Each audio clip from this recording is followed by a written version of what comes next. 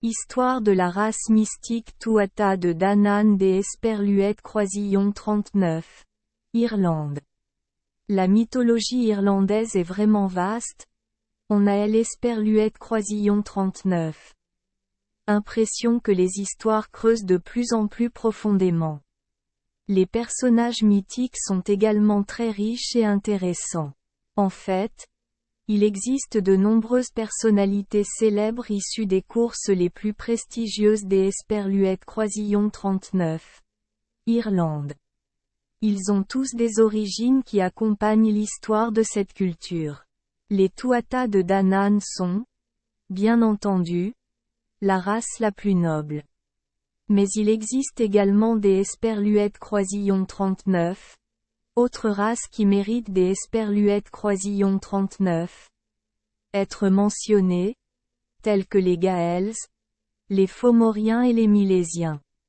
Dans l'ancienne culture irlandaise, de nombreuses races existaient, parmi lesquelles il est Esperluète Croisillon 39, agit des Esperluètes Croisillon 39, une race mystique dotée des Esperluètes Croisillon 39, un grand pouvoir. La plupart sont des créatures semblables à des dieux, vénérés. Cette race est également liée à la déesse Danu, qui est souvent considérée comme leur mère. Les Tuatha de Danann vivaient dans 4 grandes villes, Fallias, Goria, Fingha et Morias. Les Tuatha de Danann ont apporté des compétences et une sagesse magistrale au pays des Esperluètes Croisillon 39. Irlande lorsqu'Esperluètes Croisillon 39. Ils sont arrivés ici. Ils possédaient ces compétences grâce à 4 sages résidant dans 4 villes. Senya était sage à Morias, Moria à Fallias, Urias à Goria et Aria à Fnigna. De plus, ils ont apporté 4 trésors de la ville et d'énormes trésors en Irlande. Alors, quelle est la véritable origine de cette race de fées? Il reste encore de nombreuses questions sur la manière dont les Tuatha de Danann sont arrivés en Irlande. Certains endroits prétendent qu'aux Esperluètes Croisillon 39. Ils sont arrivés et ont atterri ici. En volant dans les airs, ils prennent la forme de fumée ou de brouillard. Des Esperluètes Croisillon 39. Autre source affirme qu'aux Esperluètes Croisillon 39. Ils sont arrivés à cause des Esperluètes Croisillon 39. Orage noir. Ils ressemblent plus à des créatures du ciel ou du paradis qu'à des créatures terrestres. Beaucoup de gens pensent aussi qu'ils appartiennent à une race extraterrestre. L'hypothèse la plus plausible quant à la manière dont ces elfes sont arrivés en Irlande est celle par bateau. La fumée qui est Esperluète Croisillon 39 est élevée dans l'Esperluète Croisillon 39.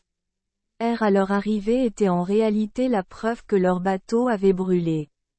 Il existe de nombreux points de vue différents sur ce détail, ce qui rend l'Esperluète Croisillon 39, origine du peuple Tuatha de Danann plus mystérieuse et suscite beaucoup de doutes. Certaines études montrent qu'aux Esperluètes Croisillon 39, ils venaient du nord, tandis que des Esperluètes Croisillon 39, autres prétendent qu'aux Esperluètes Croisillon 39, ils venaient de l'Esperluète Croisillon 39, ouest. Il existe également une théorie selon laquelle ils seraient originaires du Danemark. Les récits traditionnels indiquent clairement que les Tuatha de Danann vivaient autrefois à Lochlon, un endroit censé appartenir au Danemark. Avant le Danemark, ils se trouvaient en Achaïe, qui était considéré comme leur véritable royaume. Ils ont ensuite déménagé dans le nord de l'Esperluète Croisillon 39, Écosse pendant 7 ans, restant à Lardahar et Dobar avant de retourner en Irlande. Dans la Grèce antique, il existe un récit présumé des Tuatha de Danann. Le texte dit Esperluète Côte. Dans la Grèce antique, il y avait une race de nomades appelés les Pélages.